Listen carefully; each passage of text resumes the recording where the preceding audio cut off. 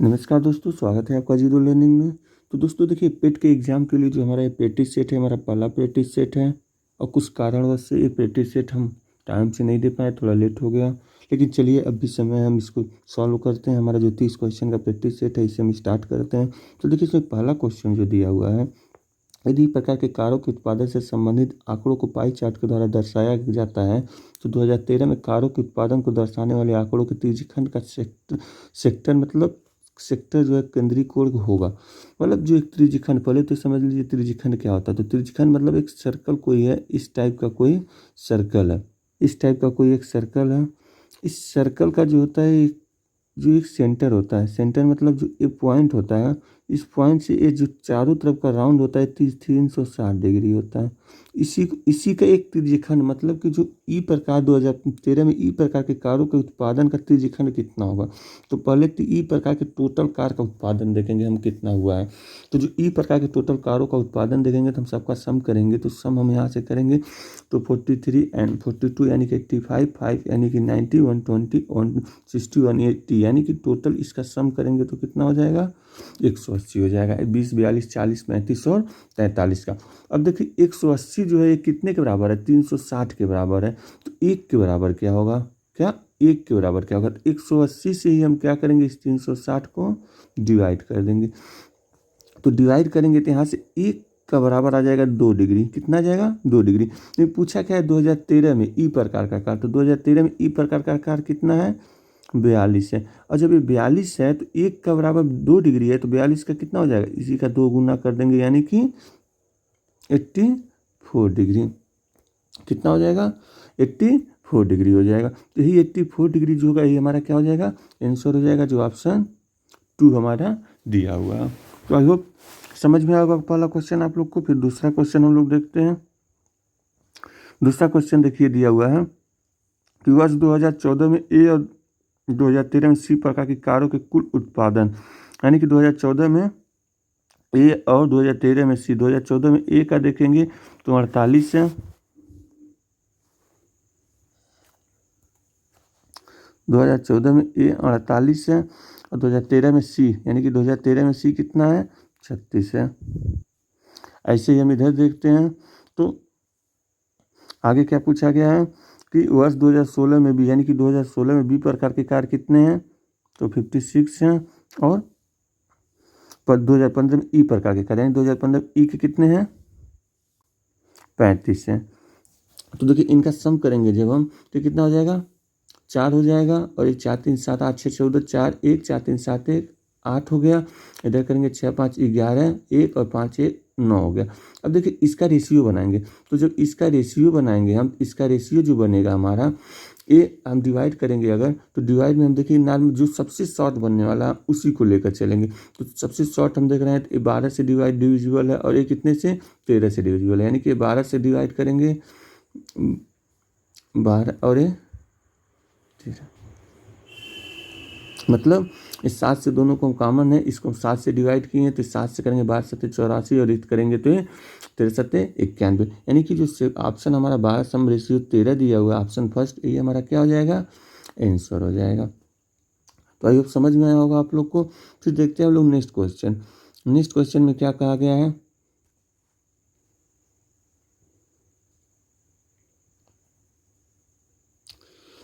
Next question देखिए। Next question में बोला गया वर्ष 2013-16 में ए प्रकार की कारों का कुल उत्पादन की तुलना में, यानी कि 13 और 16 में ए प्रकार की कार। तो हम यहाँ से देखेंगे 2013 और 16 में ए प्रकार के कार कितने हैं, 35 और 56, मतलब 81। कितने हो जाएंगे,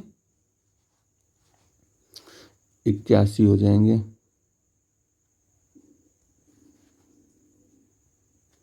81 2013 और 16 में प्रकार के कारों के कुल उत्पादन में कितना है, 81 है। और 2012, 14 और 15 में बी प्रकार के कारों का कुल उत्पादन लगभग कितने प्रतिशत अधिक रहा। तो पहले 12, 14 और 15 जो है बी प्रकार के कार देख लेंगे। तो 12, 14 और 15 तीनों हम जोड़ेंगे यहाँ से, तो 42, 12, 14, 14 यानी कि 40, 82 और 15 38, यानी कि कितना हो गया, यहाँ कितना है, 42। एक बार और देख लीजिए, 12, 14 और 15, यानी 12 में कितना है, बी प्रकार के कार 42, 14 में कितना है, 40, 82, 42 और 40 82, और 15 में कितना है, 38, 38 इस सबको हम ऐड कर लेंगे। 38 कितना हो जाएगा, तो 120 हो जाएगा। कितना हो जाएगा, 120 हो जाएगा। अब देखिए कितना अधिक है, अधिक पूछा गया है, अधिक पूछा गया है। तो यहाँ देखिए पहले तो हम इसको एक बार कंफर्म कर लेते हैं क्या, कि वर्ष बी प्रकार के कारों का उत्पादन यहाँ क्या है, क्वेश्चन नंबर 3 हमारा पूछा गया 2003 और 2006 में, 2013 और 2016 में ए प्रकार के कुल कार। 2013 और 2016 में ए प्रकार के कार कुल देख लेते हैं कितना, 35 और 56, यानी कि कितना होगा, 91 होगा। 61 नहीं, ये 91 होगा।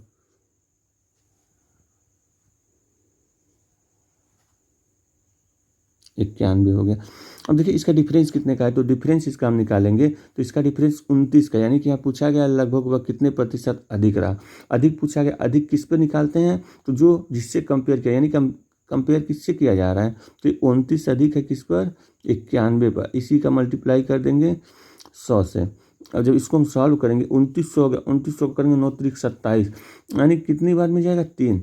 अब बचेगा कितना, 9 त्रिक 27 की 27, और यहाँ पर अगर हम किए 3 बार, तो यहाँ से देखिए सीधा था ऐसे क्वेश्चन को सॉल्व करना है, तो 9 त्रिक 27 हो गया, 3 यहाँ चला गया, यानी कि 193। 2900 को सॉल्व करेंगे तो पहले 290 को करेंगे, तो कितना हो जाएगा, 9 त्रिक 27 और 3, यानी कि 273 हो गया। बचेगा कितना यहाँ से, 17 बचा, 17 के आगे हम एक और जीरो बचा, 170 कर दिया, यानी कि इसको डिवाइड करेंगे तो कितना गया, 1। अब देखिए इसके बाद क्या है, इसके बाद हम सॉल्व करेंगे तो आ जाएगा, लेकिन हम 31 हमारा है, तो 31 एक ही ऑप्शन है। ऑप्शन कौन, ऑप्शन फर्स्ट है, कितना, 31.9। तो ये हमारा क्या हो जाएगा, आंसर हो जाएगा। फिर हम लोग नेक्स्ट क्वेश्चन देखते हैं। नेक्स्ट क्वेश्चन दिया, वर्षों की संख्या जिनमें बी प्रकार के कारों का उत्पादन सभी वर्षों में हुए डी प्रकार के कारों के औसत उत्पादन से कम है। यानी कि हम डी प्रकार के टोटल कारों का पहले सम कर लेंगे, तो डी प्रकार के टोटल कार कितने हो जा रहे हैं देख लेंगे। तो 51, 24, 75, 30, 105 और ये दोनों मिलाकर 100, यानी कि 205 5 वर्ष के हैं। हमको औसत उत्पादन चाहिए, यानी कि 205 जो हमारा है, 205 हमारा जो है ये 5 वर्ष में, इसका औसत उत्पादन निकालना है। 5 से डिवाइड कर देंगे, जो 5 से डिवाइड करेंगे 40 1 41, यानी कि 41 औसत उत्पादन आ गया। तो पूछा गया है क्या, कि जिनमें बी प्रकार के कारों का उत्पादन सभी वर्ष में हुए डी प्रकार के कारों औसत उत्पादन से कम है। तो कम कितने हैं हमको ये देखना है बी प्रकार के कारों का। तो हम फिर यहाँ पर आएंगे क्वेश्चन में देखेंगे कम कौन कौन, 41 से कम कितने हैं, तो 1 2 3 ये तो है नहीं, एक 40 और 38, यानी कि 2 वर्ष ऐसे हैं कि जो क्या है 41 से कम है। यही 2 वर्ष हमारे क्या हो जाएंगे, इसके आंसर हो जाएंगे, यानी कि ऑप्शन 4 हो जाएगा। फिर नेक्स्ट क्वेश्चन ये वर्ष 2012 में ए और बी प्रकार के कारों का औसत उत्पादन। तो 2012 में ए और बी प्रकार के कारों का देख लेंगे। तो 2012 में ए प्रकार और बी प्रकार यानी कि 30 और 42 इन्हीं का रेशियो बनाना है। 30 और 42 का रेशियो बनाना है। तो 30 और 42 का रेशियो मतलब कि 30 और 42 इसी का रेशियो बनाना है। तो देखिए कि दोनों का कॉमन 6 है, 6 से डिवाइड करेंगे तो 5 आ जाएगा और इसको करेंगे तो 7 आ जाएगा, यानी कि ऑप्शन ए इसका भी हमारा क्या हो जाएगा, राइट आंसर हो जाएगा। तो आपको ये 5 क्वेश्चन समझ में आया। पहले का सेकेंड ऑप्शन, दूसरे का फर्स्ट, थर्ड और फर्स्ट, फिर फोर्थ और फिर फर्स्ट, यानी कि हमारा 5 क्वेश्चन जो है सॉल्व हो गया। उसके बाद हम नेक्स्ट देखते हैं। देखिए जो तालिका दिया हुआ है 5 क्वेश्चन से संबंधित है। मतलब हम 5 क्वेश्चन इससे सॉल्व हुआ है। अब हमारा अगला जो तालिका है उस पर हम आते हैं। इसमें हम लोग देखेंगे, इसमें भी 5 क्वेश्चन है। इसमें पहले क्वेश्चन को देखिए, निम्नलिखित अध्ययन करके प्रश्नों को उत्तर दीजिए। एक कंपनी कई वर्षों का आय व्यय विवरण लाख रुपए में दी हुई है। तो देखिए पहला क्या दिया, वर्ष 1983 तथा 1984 में लाभ का अंतर कितना है। अब देखिए लाभ पहले क्या होता है, लाभ हमारा वो होता है जैसे हम टोटल आय हमारा जो हो गया उसमें से हम जितना व्यय कर दिए, व्यय के बाद हमारा जो बचेगा वही लाभ हो जाएगा। तो हम ये देख रहे हैं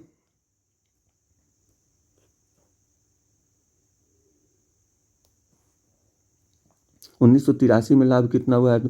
1983 में लाभ देखेंगे 30 से 50 यानी कि 20 का हुआ है।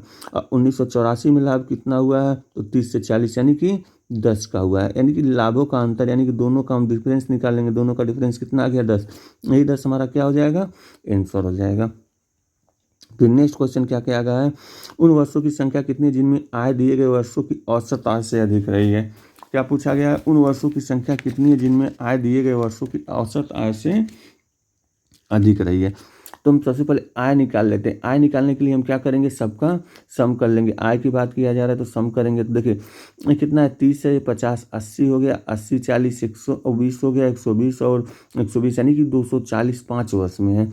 240 क्या है, 5 वर्ष में, यानी कि इस 240 जो है 5 वर्ष में, 1 वर्ष का निकालेंगे तो कितना आ जाएगा, 48 आ जाएगा। अब पूछा क्या गया है कि औसत आय से अधिक, यानी 48 से अधिक रही है। तो 30 और ये 30 नहीं रहेगा, 40 भी नहीं है, यानी कि एक ये दोनों तो नहीं है कौन कौन सा, एक 50 है और 2 60, यानी कि 3 ऐसे हैं जो क्या है औसत आय से अधिक रही है। तो ऑप्शन थर्ड सही हो जाएगा।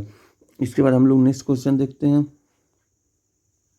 नेक्स्ट क्वेश्चन बोला गया है सभी वर्षों को मिलाकर औसत आय तथा औसत लाभ का अनुपात कितना है। देखिए औसत आय तो हम निकाले पिछले क्वेश्चन में। औसत आय कितना है, तो औसत आय हमारा 48 है। उसके बाद पूछा कि औसत लाभ। देखिए लाभ जो होता है वो जो हम आय करते हैं, आय पर जो व्यय कर देते हैं, व्यय के बाद जो बचता है वही हमारा लाभ हो जाता है। तो वही लाभ हम यहाँ देखेंगे। पहले में लाभ कितना है, 10 है, दूसरे में 20 है, 20 10 30 हो गया। तीसरे में लाभ कितना है, तो 10 है, 30 10 40 हो गया। चौथे में लाभ 20 है, यानी कि 60 हो गया। और पाँचवें में यानी कि 1986 में 25, यानी 60 और 25 कितना हो गया, 85 हो गया। 60 और 25 85। ये 85 जो लाभ है 5 वर्ष का है। ये 85 लाभ जो है ये 5 वर्ष का, 1 वर्ष का निकालेंगे तो 17 25 85 यानी कि 17 आ जाएगा। यही रेशियो बन जाएगा 48 रेशियो 17। हमारा कौन सा ऑप्शन इसमें से है, तो ऑप्शन बी इसके लिए हमारा क्या हो जाएगा, राइट आंसर हो जाएगा। फिर इसमें हम लोग नेक्स्ट क्वेश्चन देखते हैं। नेक्स्ट क्वेश्चन हम क्या दिया हुआ है, वर्ष 1982 की तुलना में वर्ष 1986 के लाभ में कितने प्रतिशत की वृद्धि हुई है। 1982 का लाभ कितना है, तो 1982 का लाभ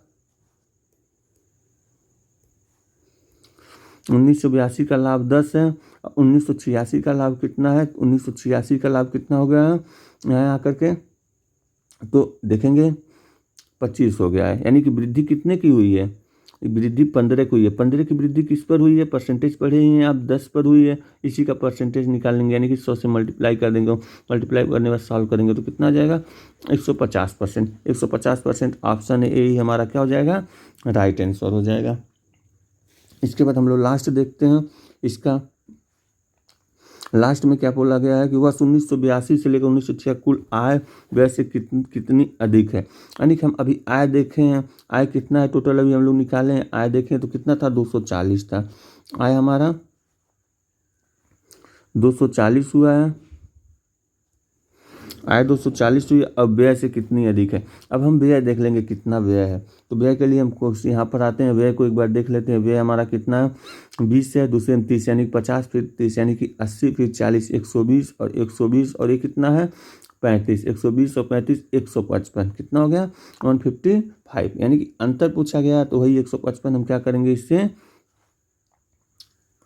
घटा देंगे। तो 155 जब हम यहाँ से घटाएंगे तो यहाँ से कितना मिलेगा, ये 5 हो गया और ये 8, यानी कि 85 किस ऑप्शन में है, तो ऑप्शन है। यानी कि 1982 से 1986 तक कुल आय व्यय से कितनी अधिक है, तो 85 लाख अधिक है। तो हमारा ये भी तालिका पूरा हो गया, यानी सेकेंड वाला भी पूरा हो गया। हम 10 क्वेश्चन कंप्लीट कर चुके। फिर हम लोग नेक्स्ट देखते हैं। अब देखिए नेक्स्ट ग्राफ जो दिया हुआ है संख्या है। अब इस पर देखिए हम लोग क्वेश्चन इजी है और इसी तरीके के क्वेश्चन एग्जाम में पूछे जाएंगे। और जो हमारा 20 प्रैक्टिस सेट चलेगा इसमें हम सभी तरह की तालिका और ग्राफ हम आप लोग को सॉल्व करा देंगे। तो देखिए इसमें भी हम लोग 5 क्वेश्चन है। 5 क्वेश्चन को जल्दी जल्दी देखते हैं। क्या है, देश से पहुंचने वाली रेलगाड़ियों की कुल संख्या है। अब देखिए यहाँ दिया गया तालिका जो दिया गया, इसमें दिया गया कि कितनी गाड़ियाँ टाइम से पहुँचती हैं, कितने लेट से पहुँचती हैं। तो देर से पहुँचने वाली यानी कि 0 मिनट जो लेट है, तो लेट है नहीं। लेट कौन है, जो 0 से 30 है, 30 से 60 और 60 से अधिक है। तो हम इन्हीं तीनों का सम करेंगे तो पहुंचने वाली कुल संख्या पूछा गया। तो कुल संख्या कितना, 114 और 5 119 और 31 यानी कि 120 150। यानी कि जो देर से पहुंचने वाली रेलगाड़ियों की संख्या यही तीनों, इन्हीं तीनों का सम करेंगे तो कितना आ जाएगा, वो 150 ही हमारा क्या हो जाएगा, राइट आंसर हो जाएगा। फिर नेक्स्ट क्वेश्चन है, देश से छूटने वाली रेलगाड़ियों की कुल संख्या है। यहाँ अब देखिए छूटने वाली रेलगाड़ियों की कुल संख्या पूछा गया है।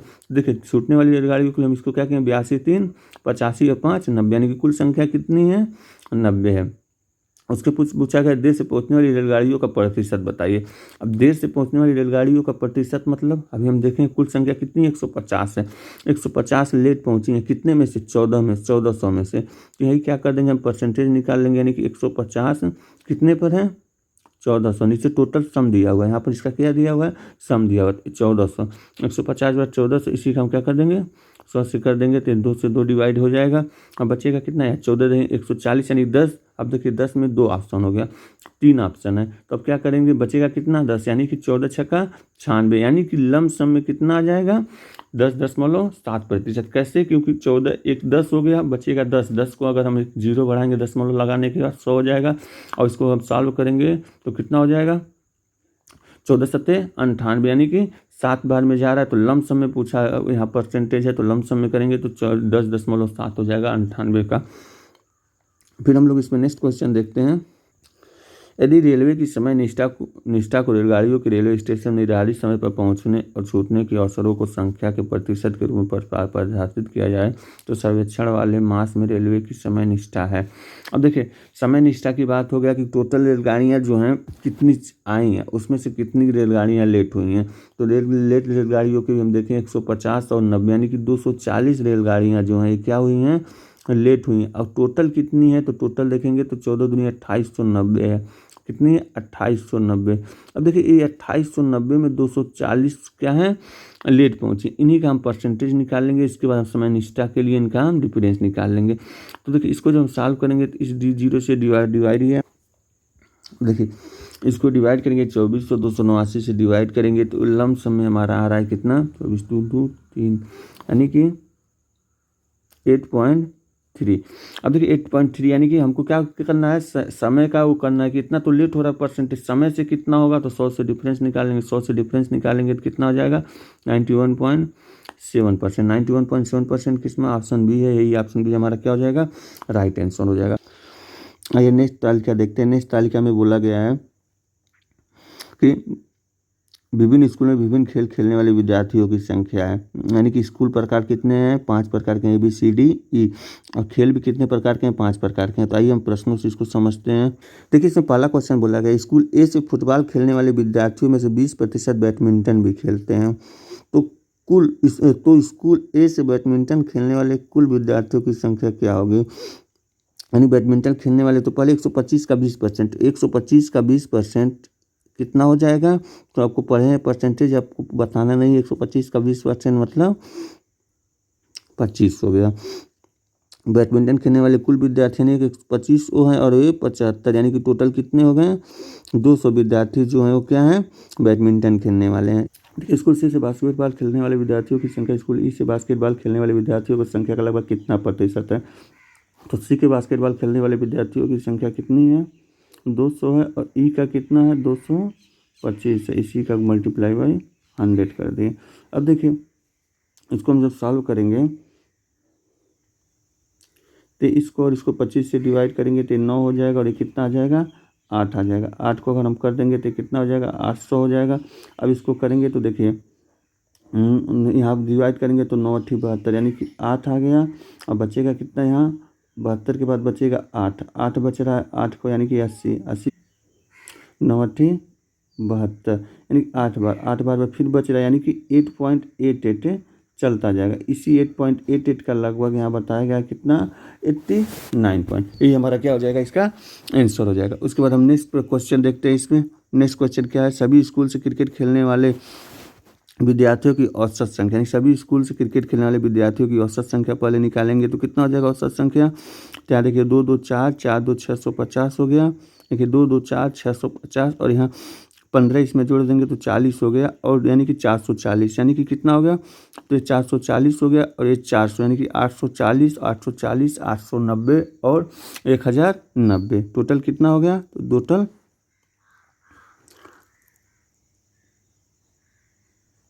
1090 हो गया। उसके बाद बोला गया है कि औसत संख्या, यानी कि इनकी औसत संख्या निकालेंगे तो टोटल कितने हैं 5 है। 5 से डिवाइड कर देंगे तो इसको सॉल्व करेंगे तो देखिए यहाँ से सॉल्व करेंगे तो कितना हो जाएगा तो 218 आ जाएगा। इसको डिवाइड करेंगे तो अब 218 औसत संख्या क्रिकेट खेलने वाले औसत है और तथा सभी स्कूल से टेनिस खेलने वाले विद्यार्थियों की औसत संख्या के बीच, यानी कि टेनिस खेलने वाले विद्यार्थियों की औसत संख्या सभी स्कूल के, तो इनका भी देखेंगे तो कितना 450, 200 650 और 650 और 30 कितना 880 और 165 कितने हो गए, तो 880, 980 और 65 यानी कि 1045 जो है ये 5 से डिवाइड करेंगे तो कितना आ जाएगा 2 आ जाएगा, यानी कि 209। अब 209 इनका अंतर कितने का हो जाएगा, तो इन्हीं का 209 और 218 का अंतर निकाल लेंगे, यही अंतर कितना आ गया है, तो 9 आ गया, तो इसका सही आंसर कितना हो जाएगा 200, ये ऑप्शन सी यानी कि 09। उसके बाद पूछा गया नेक्स्ट क्वेश्चन देखते हैं हम लोग। स्कूल डी से टेनिस खेलने वाले विद्यार्थियों की संख्या उसको स्कूल से दिए गए सभी खेल खेलने वाले विद्यार्थियों की कुल संख्या का कितना प्रतिशत है। स्कूल डी से टेनिस खेलने वाले विद्यार्थियों की संख्या, तो स्कूल डी से टेनिस खेलने वाले विद्यार्थियों की संख्या कितनी है, तो 230 है। तो 230 क्या खेलने वाले हैं, टेनिस खेलने वाले हैं। स्कूल डी से टेनिस खेलने वाले विद्यार्थियों की संख्या, स्कूल डी से टेनिस खेलने वाले विद्यार्थियों की संख्या 230 है। उसका कहा गया है आगे क्या, उसी स्कूल से दिए गए सभी खेल खेलने वाले विद्यार्थियों की कुल संख्या का कितना प्रतिशत है, यानी कि स्कूल डी से ही सभी खेल खेलने वाले विद्यार्थियों की संख्या का कितना प्रतिशत है। तो इस पर क्या कहें, सभी विद्यार्थियों की संख्या पहले देख लेंगे, 5 5 10 यानी कि 0 1 7 1 8 5 13 14 17 5 22 22 2 2 3 3 5 5 5 4 920 और इसी का मल्टीप्लाई कर देंगे 100 से, तो ये देखिए 23 23 चौका 92, तो ये 4 बार में चला गया, 4 से इसको डिवाइड कर देंगे यानी कि 25 25 पहला ऑप्शन है, इस वजह से 25 हो गया। इसके बाद हम लोग नेक्स्ट क्वेश्चन देखते हैं।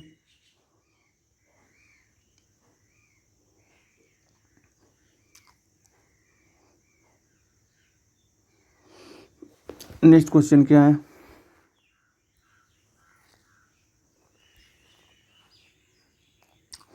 नेक्स्ट क्वेश्चन देखते हैं। स्कूल बी से दिए गए सभी खेल खेलने वाले विद्यार्थियों की औसत संख्या, अब स्कूल बी से दिए गए सभी खेल खेलने वाले विद्यार्थियों की औसत संख्या पहले निकाल लेंगे।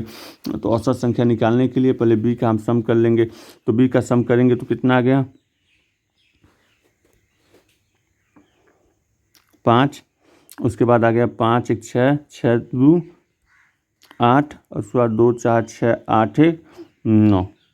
इसका औसत निकालने के लिए 5 से डिवाइड कर देंगे, 5 से डिवाइड करेंगे 1 गया, एक कितना बचेगा 48 यानी कि 9 हो गया, बचेगा 97 यानी कि 197 औसत है। उसके बाद क्या पूछा गया है क्वेश्चन पे हम देखते हैं। क्वेश्चन में पूछा गया स्कूल बी से दिए गए सभी खेल खेलने वाले विद्यार्थियों की औसत संख्या और स्कूल से बैडमिंटन खेलने वाले विद्यार्थियों की संख्या के बीच अंतर क्या है, यानी औसत संख्या 197 आ गया, तो बैडमिंटन खेलने वाले किसके, स्कूल बी से बैडमिंटन खेलने वाले कितने हैं, तो स्कूल बी से बैडमिंटन खेलने वाले पहले देख लें। स्कूल बी से बैडमिंटन खेलने वाले जो है 125 विद्यार्थी हैं, इन्हीं का अंतर पूछा गया, तो यही अंतर निकाल लेंगे, यानी कि 197 माइनस 125 कर लेंगे, तो 197 माइनस जब 125 करेंगे हम तो 2 और 7 यानी कि 72 ऑप्शन ए यानी कि यही हमारा क्या हो जाएगा राइट आंसर हो जाएगा। ये तो दोस्तों हमारा 20 क्वेश्चन जो चार्ट तालिका और ग्राफ से था ये तो हम कर चुके हैं। उसके बाद हम आते हैं इंडिविजुअल क्वेश्चन पर। इसमें देखते हैं पहला क्वेश्चन क्या है। पहला क्वेश्चन है, यहाँ बोला गया है आपको कथन के आगे दिए गए तर्कों का विचार कर तो ये निर्णय लें कि उसमें से कौन सा तर्क मजबूत है। तो देखिए इसमें पहला क्वेश्चन दिया क्या स्कूल के बाद काम या जॉब करना अनिवार्य होना चाहिए। तो क्या सभी लोगों की पसंद होती है कि स्कूल के बाद तुरंत हम काम और जॉब करें। तो यहाँ पर तर्क पहले देखेंगे। देखिए जीवन से क्या है इसका यहाँ पर स्ट्रांग तर्क कितना है, हम यहाँ से इसकी रियलिटी पता करते हैं। तो हाँ इससे जीवन कौशल विकसित करने में मदद मिलती है। मतलब अवधारणा ये भी तर्क सही है कि हाँ इससे जीवन कौशल को क्या विकसित करने में मदद मिलती है, यानी कि पहला तर्क भी सही है। दूसरा बोला नहीं सभी छात्र कार्य करने वाले मामलों को निपटाने में पूरी तरह परिपक्व नहीं होते हैं, यानी कि नहीं सभी छात्र क्या होते हैं,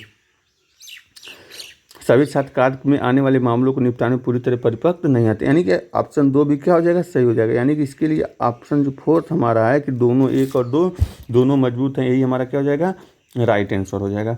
फिर नेक्स्ट क्वेश्चन है 22 फरवरी 2002 को शुक्रवार था तो 15 मार्च 2008 को कौन सा दिन था। अब देखिए मैं जब आप लोगों को क्लॉक और कैलेंडर पढ़ाऊंगा, मतलब एक कैलेंडर का क्वेश्चन जब आप लोगों को पढ़ाऊंगा तो डिटेल में पढ़ाऊंगा, लेकिन एक कैलेंडर का भी क्वेश्चन नहीं, एक हमारे सिंपल मैथमेटिक्स से हम उस अकॉर्डिंग इसको समझते हैं।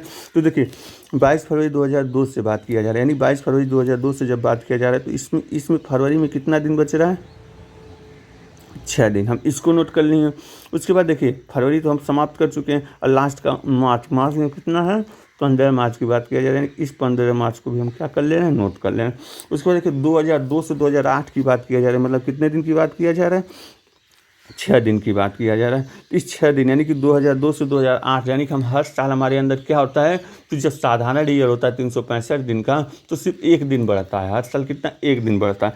लेकिन जब लीप ईयर होता है तो 2 दिन बढ़ता है। अब देखिए लीप ईयर है तो हाँ, लीप ईयर क्या होगा, तो लीप ईयर होता है जो 4 से डिवाइड हो जाए, यानी कि 2000 या 2004 2008 क्या किया, 2004 और 2008, 8 भी पड़ेगा। क्यों, क्योंकि मार्च की बात किया जा रहा है, मार्च से पहले फरवरी आना है, यानी कि 2 लीप ईयर। 6 ईयर पहले डेट का है 22 से 28, 6 वहाँ धर गया, 15 मार्च यानी 15 दिन ही हो गया, 6 साल का रेफरेंस है, 6 ही हो गया, और 2 लीप ईयर है।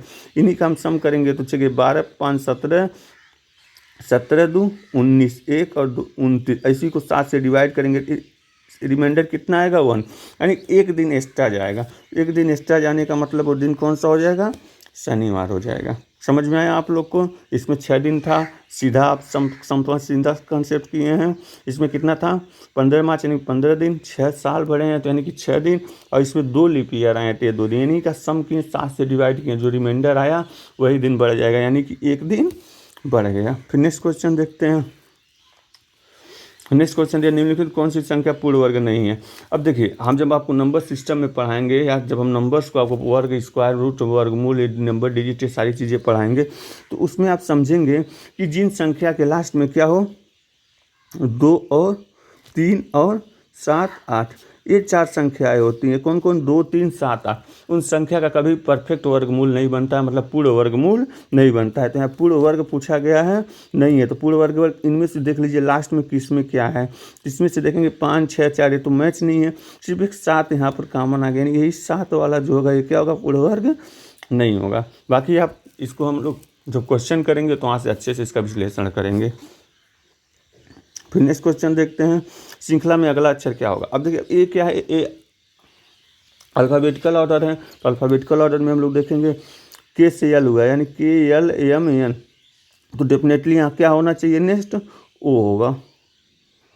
यहाँ पर क्या है बी डी, यानी कि बी 2 4, यहाँ कितना हुआ, बी 2 है, 4 हुआ, 4 से 7 हुआ है, यानी कितना बढ़ा है, तो यहाँ बी से डी आने में 2 बढ़ा है, और डी से जी जाने में कितना बढ़ा है, 3 बढ़ा है, और जी से के जाने में यानी 7 से 11 हुआ तो कितना बढ़ा है, 4 बढ़ा। तो हम इसके बाद के बाद 5 बढ़ा देंगे, यानी कि 5 के कितना है, 11 5 16, 16 किसका है, पी का, यानी कि पी हो जाएगा। तो इसके अकॉर्डिंग ऑप्शन कौन सा सही होगा, तो ऑप्शन 3 हमारा राइट आंसर हो जाएगा।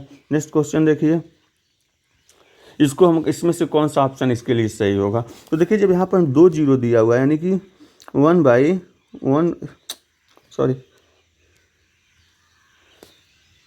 यहाँ पर जब 2 ऑप्शन दिया हुआ है 1/0.04, तो देखिए हम सबसे पहले क्या करेंगे, ऊपर नीचे 100 का मल्टीप्लाई कर देंगे। समझाने के लिए मैं आपको बता रहा हूँ, ऊपर नीचे क्या कर देंगे, हम 100 का मल्टीप्लाई कर देंगे। तो 100 का मल्टीप्लाई करेंगे तो ऊपर 100 हो जाएगा और नीचे कितना हो जाएगा, 4 आ जाएगा। इसको डिवाइड करेंगे तो कितना आ जाएगा, 25, यानी कि ऑप्शन 3 क्या हो जाएगा, राइट आंसर हो जाएगा। फिर नेक्स्ट क्वेश्चन पूछा गया है कि देखिए सभी पैट्स पुस्तकें हैं, यानी कि ये जो सभी पैट्स जो हैं क्या हैं, बुक हैं, और सभी पुस्तकें कागज, यानी कि ऑल बुक्स आर पेपर, ये क्या हो जाएंगे, कागज, या के कर देते हैं, इसको हम के से शो कर देते हैं। यानी कि क्या बोला गया है कि सभी पैट्स पहले बुक हैं और सभी बुक जो है वो क्या हैं, कागज हैं, के से। तो अब उसको निष्कर्ष निकालना, निष्कर्ष में क्या कहा गया है, सभी कागज पुस्तकें हैं, तो सभी कागज पुस्तकें हैं नहीं है, यानी कि पहला हमारा क्या हो गया, गलत हो गया। दूसरा सभी पैट्स कागज है, यानी कि सभी पैट्स कागज हैं, तो कागज के अंदर है, यानी कि सभी पैट्स क्या हैं, कागज हैं, तो ऑप्शन 2 क्या हो जाएगा, सही हो जाएगा, राइट आंसर हो जाएगा। अब देखिए ऑप्शन 2 ने, सॉरी 2 सही हो, तो देखेंगे ऑप्शन में किस में 2 सही हो, तो केवल निष्कर्ष 2 अनुसरण करता है, यानी कि ये क्या हो जाएगा, हमारा राइट आंसर हो जाएगा। उसको नेक्स्ट देखते हैं। अब देखिए नेक्स्ट क्वेश्चन जो दिया, अरुण ने विजय को एक घड़ी उपहार में दी जो हर 3 मिनट में 5 सेकंड आगे बढ़ जाती है। उसने सुबह 7 बजे ठीक समय सेट किया तथा उसी दिन दोपहर घड़ी में 4:15 बज रहे थे, सही समय ज्ञात करें। यानी उसी घड़ी में जिसमें हर 3 मिनट में 5 सेकंड अधिक हो जा रहा, उसी घड़ी में क्या हुआ, 7 बजे वो घड़ी सेट किया गया और 4:15 पर क्या हुआ, वो देखा गया। तो उस समय जब जो 3-3 सेकंड बढ़ रहा है, उससे हम देखेंगे परफेक्ट टाइम क्या है। मतलब जो 4:15 है उसमें तो बढ़ा हुआ भी टाइम है, यानी गलत टाइम है। तो सही टाइम के लिए देखिए 7 से क्या हुआ है, 4 हुआ है, यानी कि कितने घंटे का अंतर हुआ है, तो 5 इधर और 4 इधर, यानी 9 घंटे 15 मिनट का कितने का अंतर हुआ है, तो 9 घंटे 15 मिनट का। इसी का हम क्या कर लेंगे, पहले हम इसको मिनट में बदल लेंगे, 15 मिनट में बदल लेंगे। 9 छक 54 और 15 कितना हो जाएगा, 555 हो जाएगा। तो 555 मिनट हुआ। अब 555 मिनट जो हुआ कब हुआ, तो यहाँ देखेंगे हम इसको सेकेंड में बदलेंगे। बदलने के लिए क्या करेंगे, हम 60 से मल्टीप्लाई करेंगे।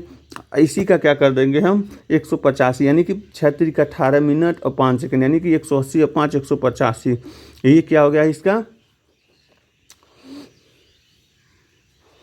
ये रॉन्ग टाइम है। तो रॉन्ग टाइम से डिवाइड करेंगे, उसके बाद 60 से मल्टीप्लाई सेकेंड कर दिए हैं। अब देखिए ये क्या हुआ है, हर 3 मिनट पे बात किया गया है ना, तो 3 का मल्टीप्लाई कर देंगे हम यहाँ पर। तो इससे हम इसको डिवाइड करेंगे, तो इससे डिवाइड करेंगे तो कितनी बार में जाएगा, 3 बार में जाएगा। 3 का इसमें मल्टीप्लाई करेंगे 9 और ये 60, यानी 9 छक 54, ये 540 मिनट। अब 540 मिनट को हम अगर 540 को अगर हम घंटे में बदलते हैं तो 60 से डिवाइड करेंगे तो कितना आ जाएगा, 9 आ जाएगा। यानी कि 7 बजे घड़ी जो दी गई है उसमें सही टाइम जो बजेगा वो कितना बजेगा, 4 बजेगा। कितना बजेगा, 4 बजेगा। बाकी जो इसका क्लॉक का क्वेश्चन है, इसको हम जब एक डिटेल में एक चैप्टर हम आप लोग को पढ़ाएंगे उसमें अच्छे से आप लोग को इसको समझा देंगे।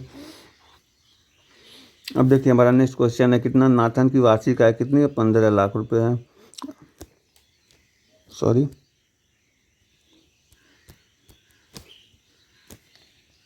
देखिए हमारा नेक्स्ट क्वेश्चन जो है उसमें नाथन की जो वार्षिक आय है वो 15 लाख रुपए है। 15 लाख वार्षिक है, तो इसको हम 12 से डिवाइड करेंगे। 12 से डिवाइड करेंगे तो 12 से डिवाइड करने के बाद कितना आ जाएगा हमको, क्योंकि मासिक वेतन का कितना प्रतिशत ईएमआई, मासिक वेतन का ईएमआई निकालना है। तो इसको डिवाइड करेंगे तो ये कितनी बार में जाएगा, 1 टाइम्स जाएगा, बचेगा कितना यार 3। इसको अगर डिवाइड करेंगे तो कितना 2 टाइम्स बचेगा 6, यानी कि 5। तो ये कितना हो जाएगा, 1,25,000 रुपये। ये क्या हो जाएगा, इसका मासिक वेतन। इसी 1,25,000 से 40,000 रुपये क्या कर देता है, ईएमआई दे देता है। क्या करता है, ईएमआई दे देता है। इसी 40 का हम क्या कर लेंगे, परसेंटेज निकाल लेंगे। तो यहाँ से 1 2 3 0, तो 1 2 3 0 डिवाइड 125 से इसको डिवाइड करेंगे। तो 125 से डिवाइड करेंगे तो कितनी टाइम्स में होगा, तो 400, यानी कि बात हैं 36 3 बार में। तो बात हैं 36 और 5 हैं 15, 350 यानी 25, यानी 250, यानी कि कितना हो गया 32, यानी कि 32% तो क्या करता है अपनी गाड़ी की ईएमआई चुकाने में दे देता है। फिर हम नेक्स्ट क्वेश्चन देखते हैं, निम्न को हल कीजिए। अब देखो जब इसको हम हल करेंगे तो पहले क्या करते हैं, एक बोर्ड मास का रूल हमको हमेशा पता होना चाहिए। BODMAS bracket of division, multiplication, addition और सब्ट्रैक्शन। तो इसके अकॉर्डिंग देखेंगे तो देखिए 3 और 2 5, 5 प्लस और ये माइनस है, तो क्या हो जाएगा, 4 का स्क्वायर 16 हो गया। और यहाँ मल्टीप्लाई कर देंगे 3 2 5 माइनस 11, यानी कि -6 का। इसी को जब सॉल्व करेंगे तो हमारा आंसर कितना आ जाएगा, -96 आ जाएगा। देखिए नेक्स्ट क्वेश्चन बोला गया, 19 छात्रों के एक समूह ने एक परीक्षा दी। एक और छात्र बाद में परीक्षा देकर समूह में शामिल हो गया। उसके अंकों को शामिल करने से समूह के औसत अंक में कितने 1.5 अंक की वृद्धि हो गई। तो उसे शामिल किए बिना औसत अंकों से इस छात्र ने अधिक प्राप्त किए, यानी कि इस छात्र ने औसत अंक जो 19 छात्रों का था उससे कितना अधिक प्राप्त किया। तो देखिए सबसे पहले तो आप ये देखिए कि इस छात्र जब इस ग्रुप में शामिल हुआ तो औसत अंक में कितने की वृद्धि हो गई, 1.5 की वृद्धि हो गई। यानी कि अब 20 लोगों पर कितने की वृद्धि हो गई है, 1.5 की, यानी कि कितने की वृद्धि हो गई, टोटल 30 की वृद्धि हो गई। यानी कि अधिक अंक प्राप्त किए तो उस छात्र ने जो भी औसत अंक रहा होगा उस औसत अंक से उस छात्र ने क्या किया होगा, 30 अंक अधिक प्राप्त किया होगा। ये इसका क्या हो जाएगा, राइट आंसर हो जाएगा। आज के लिए यही हमारा जो 30 क्वेश्चन का प्रैक्टिस सेट था वो कंप्लीट हो गया। आप इसे एक बार और रिवीजन कर लीजिएगा, ध्यान से देख लीजिएगा। आप इसका प्रैक्टिस कीजिए। हमारा सेट पहला था और दूसरा सेट आज हमारा इवनिंग में आ जाएगा। इधर सबसे बड़ी दिक्कत है यानी नेटवर्क इशू है, जो वीडियो अपलोड नहीं हो पाता है, तो इस वजह से हमारा वीडियो थोड़ा लेट आ जा रहा है आप लोग के लिए। लेकिन अब कोशिश करेंगे कि हमारा वीडियो समय से आए। अगर ये प्रैक्टिस सेट आपको पसंद आया तो आप इसे लाइक करिए अपने दोस्तों को सजेस्ट कीजिए, उनके पास शेयर कीजिए। धन्यवाद।